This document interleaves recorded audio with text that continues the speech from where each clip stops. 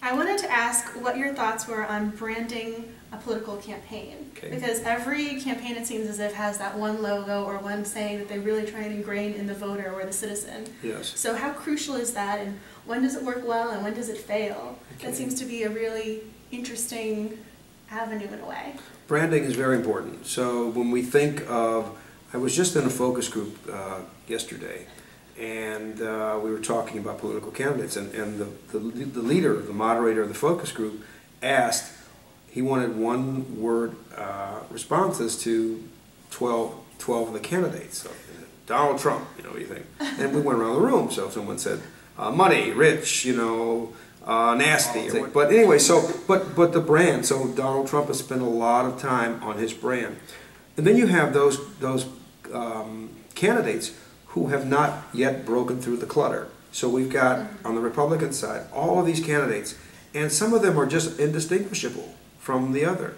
So you think about it, again, excuse me, you think about some of those at the bottom, John Kasich, I don't want to say Marco Rubio because he's probably a little bit, Chris Christie. How do they distinguish themselves? What's their brand? At one point, Chris Christie had a brand, but that seems to have faded in the background now, and it's something different.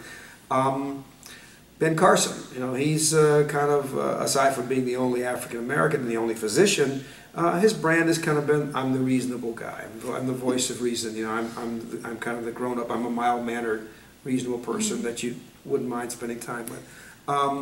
Again, Hillary Clinton, what is her brand? There are others. There are those who are trying to define her and brand her one way, and I think she's having a little bit of a difficulty now, breaking away from the branding that has been imposed upon her. So I think it's very important.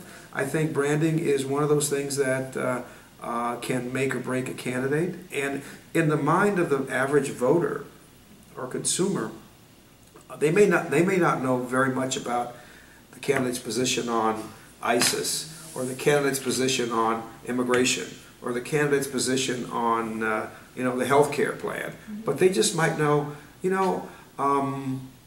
Jeb Bush, he seems to be a reasonable guy, or Hillary, she's a fighter, or Joe Biden, he's amiable grandfather type. Whatever so we tend to, as again most voters tend to look at a few points on a with respect to a political candidate, and then ascribe some characteristics of that individual, and that becomes for that voter that brand.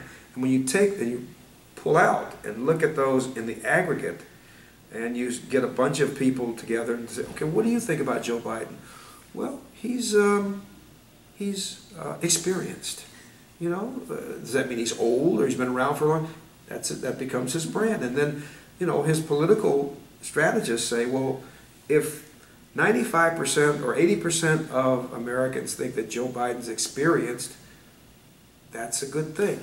That's going to become part of our brand. And I think that's the way it happens in this process.